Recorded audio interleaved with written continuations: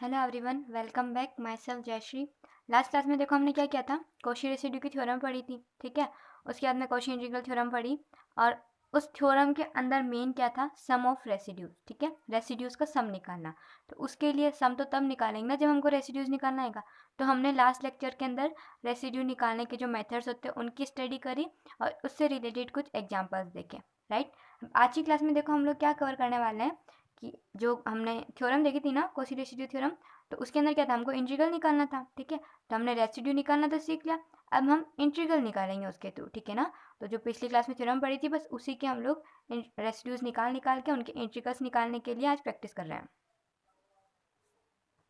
देखो, if the limit of contour is given then C R theorem is. ठीक है, Cauchy residue theorem क्या हो जाती है, integral over C mod of z equal to this. ये हम यहाँ पर क्या रखेंगे कि जो लिमिट दे रखी है ना हमको वो पुट करनी है। ठीक है, f z d z equal to 2 pi sum of residues with in the contour, यानी कि जो हमने यहाँ पर ये बनाया है, ठीक है ना, लिमिट के अकॉर्डिंग कौन कौन से पॉइंट उसके अंदर आ रहे हैं, क्योंकि हमको इसकी लिमिट दे रखी है।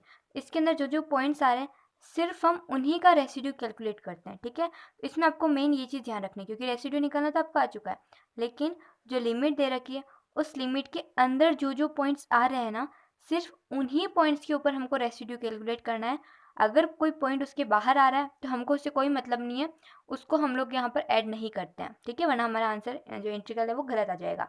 तो यही चीज़ ध्यान में रखनी है। ये हो गई थ्योरम जो हमने पहले भी देख ली थी। ठीक है ना, तब हम इसके प्रॉब्लम्स करते जाते हैं। तो देखो, अब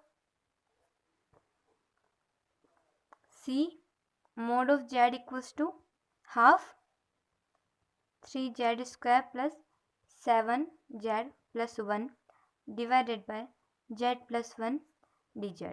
ठीक है ना, इसका मेरे को आंसर निकालना है। तो देखो, mod of z equal to half का मतलब क्या हुआ कि ये एक सर्कल है। ठीक है, सेंटर इसका 0 0 पे मान लो, रेडियस इसकी हाफ होगी। ठीक है ना, यानी कि ये 0 0 तो हो गया इसका सेंटर, हाफ रेडियस का, यानी यहाँ पर पॉइंट हाफ, ये पॉइंट माइनस हाफ, और ये वापस मतलब देख लेना ना अपने अकॉर्डिंग, हाफ हाफ और जो भी बन रहे होंगे एक्स वाई कोऑर्डिनेट्स के। ठीक है ना, तो आपको तो बस ये सर्कल ड्रॉ करना है। ड्रॉ भी क्या करना है, ध्यान रखना है कि ये पॉइंट के अकॉर्डिंग आगे देखना है, क्योंकि देखो इसमें जो प्रॉब्लम आएगी ना, हम लोग को रेसिड्यू निकालना है। रेसिड्यू निकालना है इसका मतलब कि हमको ये पता होना चाहिए फंक्शन किस पॉइंट पे एनालिटिक नहीं है, यानी क्या इसका सिंगुलर पॉइंट है। तो ये फंक्शन कब एनालिटिक नहीं होगा, जब 1/0 की फॉर्म बन जाएगी, मतलब ये जो समथिंग है /0 की फॉर्म बन जाएगी। यहाँ पर 0 कब आएगा, जब जेड की वैल्यू क्या होगी, -1 होगी। ठीक है ना, तो ये जो पूरा पॉइंट सर्कल है ना, वो क्या है, हाफ रेडियस का सर्कल है ये। इसका मतलब कि -1 इसके अंदर है क्या, नहीं है। ये पॉइंट क्या हुआ, इसकी जो लिमिट है उसके बाहर हुआ। तो इससे हमको कोई फ़र्क पड़ेगा, कोई फ़र्क नहीं पड़ेगा। तो जो हम इंटीग्रल निकालते हैं तो वो क्या हो जाएगा, 2 into sum of residues with in the counter. तो इसके अंदर तो कुछ है ही नहीं, एनालिटिक पॉइंट ही, तो इसकी वजह से तो कोई रेसिड्यू आएगा ही नहीं, 0। तो आंसर हो जाएगा 0। ठीक है, तो ये है इस पॉइंट का मतलब। ओके, इसके बाद नेक्स्ट देखो, एक integral over C d z divided by mod of z square, sorry direct लिख दो, z square plus 9 mod of z -1 equals to 5। ठीक है ना, ये तो हमारा हुआ फंक्शन, और ये हमको z-1 का मोड, यानी ये हमको इसकी लिमिट बता रखी। ठीक है ना, तो हमको देखो इसके अंदर क्या करना है, इसके तो पहले तो इस इक्वेशन को सॉल्व करके हम लोग इसकी लिमिट को जो सर्कुलर फॉर्म बनानी है वो फॉर्म बनाएंगे ना। तो z यानी क्या हो जाएगा, x प्लस आयोटा y, और z-1 का मोड इक्वल्स टू 5। तो क्या लिख सकते हैं इसको, under root of real part x-1 का होल स्क्वायर प्लस y का स्क्वायर इक्वल्स टू व्हाट, 5। ठीक है, तो यहाँ से आप देख सकते हो कि ये पूरा हमको क्या बन जाएगा, सेंटर तो इसका क्या है 1,0, रेडियस आर इसकी क्या है 5 है। ठीक है, तो आर रेडियस 5 है, और ये तो इसको आप सर्कल बना लो। पहले तो इतना जरूरत नहीं था, हमको दिख रहा था कि ऑरिजिन है और हाफ रेडियस का सर्कल, तो पॉइंट वगैरह भी कुछ ध्यान रखने की जरूरत नहीं थी। -1 हमको पता है वैसे ही बाहर आ जाएगा। इसमें हमको थोड़ा ध्यान रखना पड़ेगा अब कितना पॉइंट आता है इसके अकॉर्डिंग, तब हम लोग बना लेते हैं। ठीक है ना, तो देखो सेंटर 1,0 आया है, ये पॉइंट हो गया 1,0। अब रेडियस इसकी कितनी हमारे पास में 5 है। ठीक है ना, तो x की ये x एक्सिस है, यहाँ पर 5 चलूँगी तो पहले से 1 है, तो कहाँ पहुँचेंगे हम 6 पे पहुँचेंगे। ठीक है, और यहाँ पर 1 से जब मैं पीछे की तरफ 5 चलती हूँ तो पहले 0 आएगा, फिर पीछे माइनस नेगेटिव में जाएगा, यानी कि यहाँ पर क्या होगा, -4 पॉइंट होगा। ठीक है ना, और 0 और 0। ओके, अब देखो, हमने जो कॉम्प्लेक्स का स्टार्टिंग लेक्चर देखा था उसी में हम देख चुके थे कि ये तो क्या रियल एक्सिस, ये क्या होता है इमेजनरी एक्सिस, ठीक है ना। यहाँ पर भी जो हाफ और ये पॉइंट आएंगे ना वो आयोटा की फॉर्म में आएंगे, ठीक है, क्योंकि वो इमेजनरी पॉइंट्स के फॉर्म में होंगे। ये पूरा एक्सिस कौन सा होता है, इमेजनरी। अरे यार ज़्यादा हो गया, सीधी लाइन है ना, इमेजनरी एक्सिस और ये रियल एक्सिस। तो ये इमेजनरी, ये रियल, रियल का तो हो गया। इमेजनरी के ऊपर क्या वाई के हिसाब से अब हमको देखना है ना, इनके हिसाब से कौन कौन से पॉइंट आएंगे हमारे पास में। यहाँ पे तो y की वैल्यू 0 ही है, तो ऊपर 5 आयोटा तक और नीचे -5 आयोटा तक जो भी पॉइंट होंगे वो इसके अंदर आ जाएंगे, ठीक है ना। तो ऊपर तो 5 आयोटा और नीचे जो पॉइंट आएगा वो -5 आयोटा। फिर इसके अकॉर्डिंग हम लोग सर्कल ड्रॉ कर सकते हैं, ठीक है। मैं रफली ऐसे ही बना रही हूँ अभी सर्कल को। अब हमको ये पूरा काम तो हमने कर लिया। ये क्यों किया, ताकि हम देख सके कि जो हम लोग जहाँ पर हमारे सिंगुलर पॉइंट्स आ रहे हैं वो उसके अंदर है या उसके बाहर है। बाहर हो तो हमको उनका रेसिड्यू नहीं लिखना है, अंदर हो तो लिखना है, ठीक है। तो z² + 9 इक्वल्स टू वट, 0, ठीक है। इसको सॉल्व करोगे तो z की वैल्यू हमारे पास में कितनी आ जाएगी, +-3 आयोटा। इसको हम लोग क्या बोलते हैं, जीरोस बोलते हैं इस इक्वेशन के, ठीक है ना, रूट्स या फिर जीरोस बोलते हैं इस इक्वेशन के। यानी कि दो पॉइंट्स हैं जो हमारे सिंगुलर पॉइंट्स है, जिन फंक्शंस के ऊपर, जिन पॉइंट्स के ऊपर हमारा फंक्शन नॉन एनालिटिक बन रहा है, ठीक है। और इन्हीं का सम करके हमको रेसिड्यूज निकालना होता है। तो अब तो देखना है कि इनमें से कौन सा अंदर आ रहा है कौन सा बाहर आ रहा है। तो +3 आयोटा, +3 आयोटा यहाँ कहीं आएगा, z = 3 आयोटा, तो ये क्या हो रहा है इसके अंदर ही आ रहा है। अब z = -3 आयोटा वो यहाँ कहीं होगा, z = -3 आयोटा, यानी ये भी इसके सर्कल के अंदर ही है।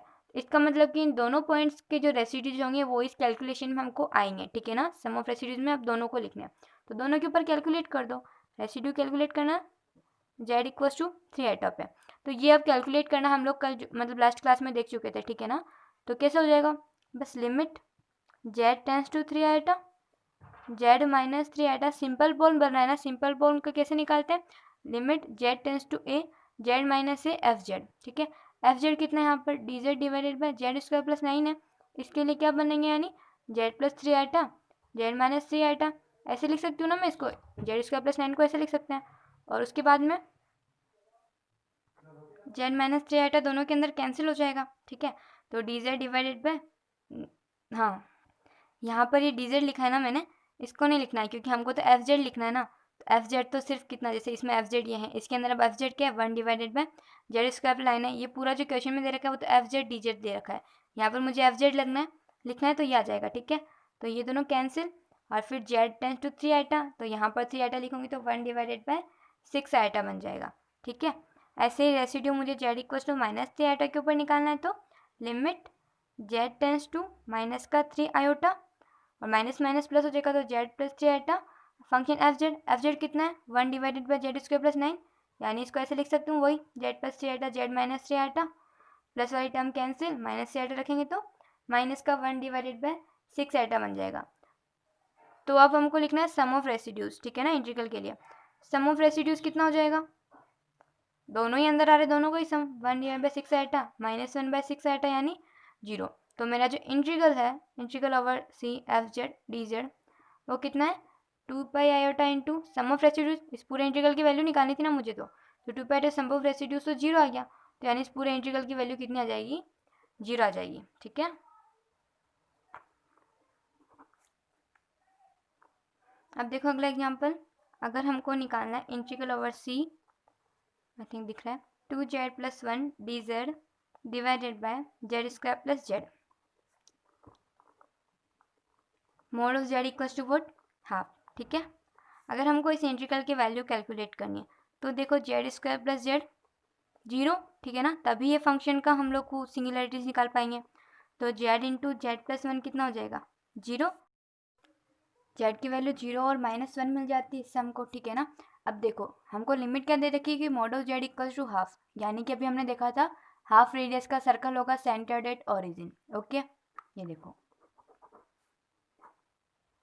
ये सेंटर 0 0 पे, फिर ये हाफ रेडियस का सर्कल, तो यहाँ पर क्या आएगा हमारे पास में, -1/2।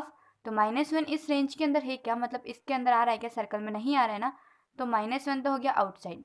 तो हम लोग को इसकी इस पॉइंट के ऊपर रेसिड्यू कैलकुलेट नहीं करना है, हमको कहाँ करना है, z = 0 पर कैलकुलेट करना है। और कैसा होगा फिर वो, सिंपल पोल सिंपली।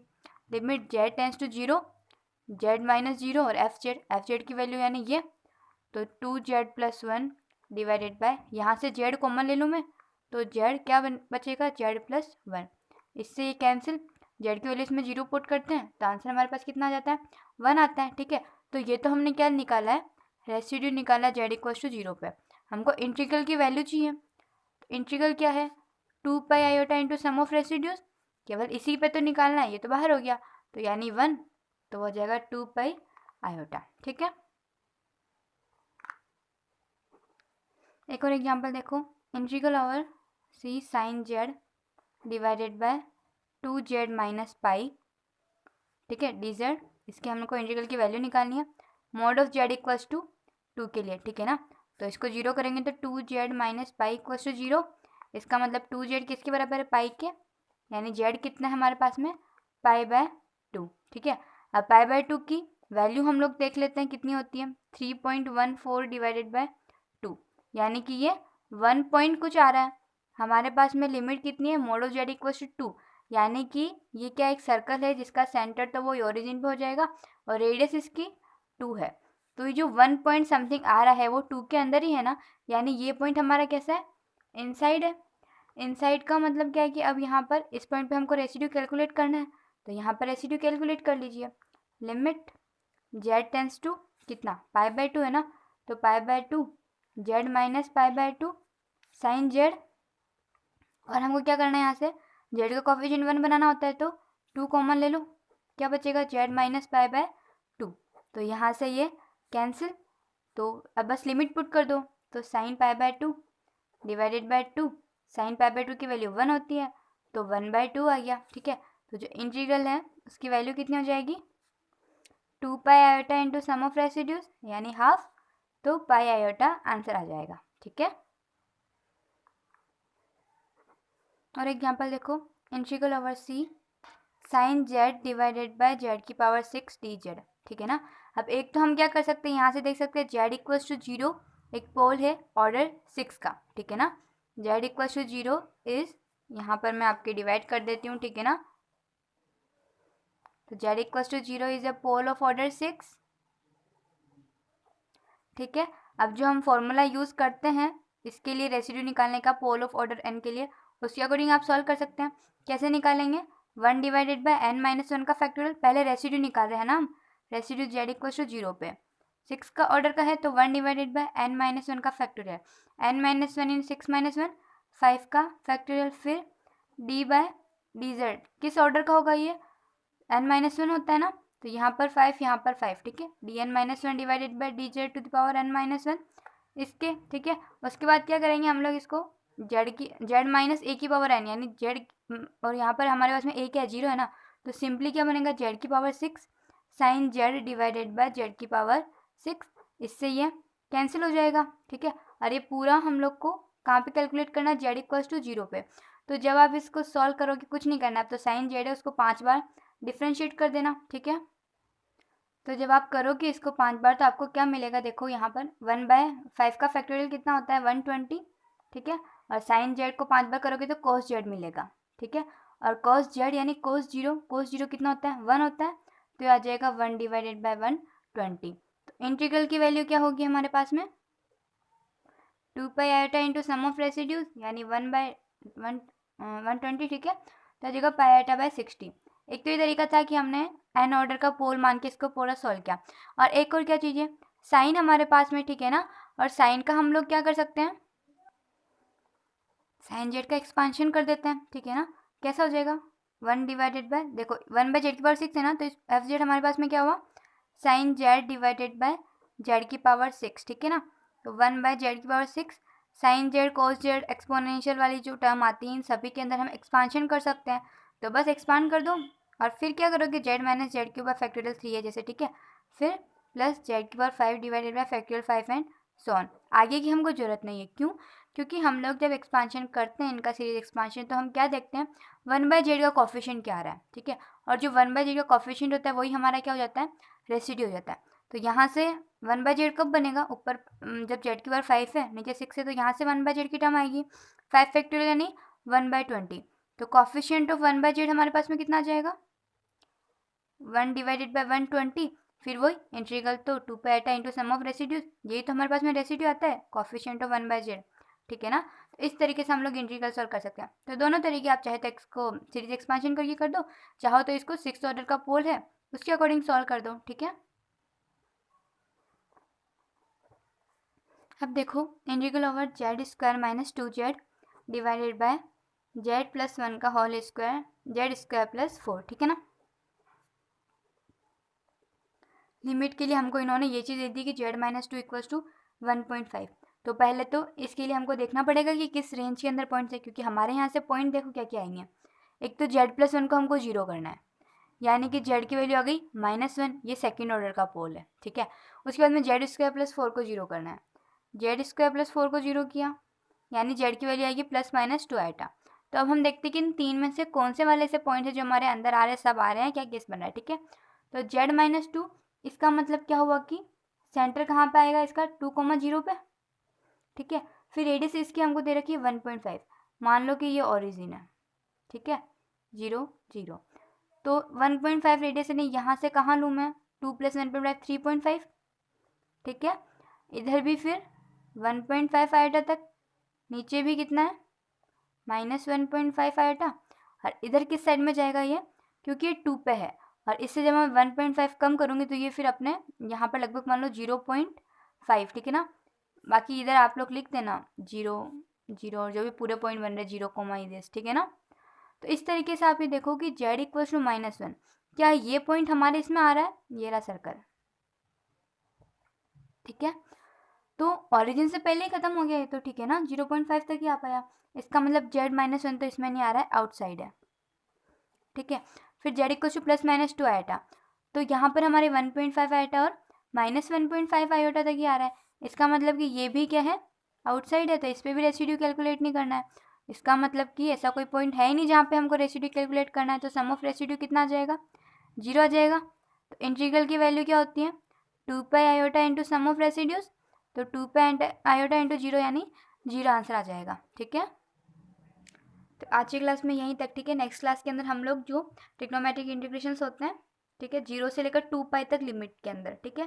तो 0 से 2 पाई लिमिट के जो क्वेश्चंस आते हैं, जैसे मैं बता देती हूँ आपको टाइप, 0 से लेकर 2 पाई तक f कोस थीटा या साइन थीटा, जिनका भी फंक्शन है डी थीटा, ठीक है। इस तरह के इंटीग्रल्स को कैसे सॉल्व करते हैं वो चीज़ हम लोग देखेंगे। तो अभी नेक्स्ट क्लास के अंदर करते हैं, आज की क्लास में इतना ही। Thank you, bye bye.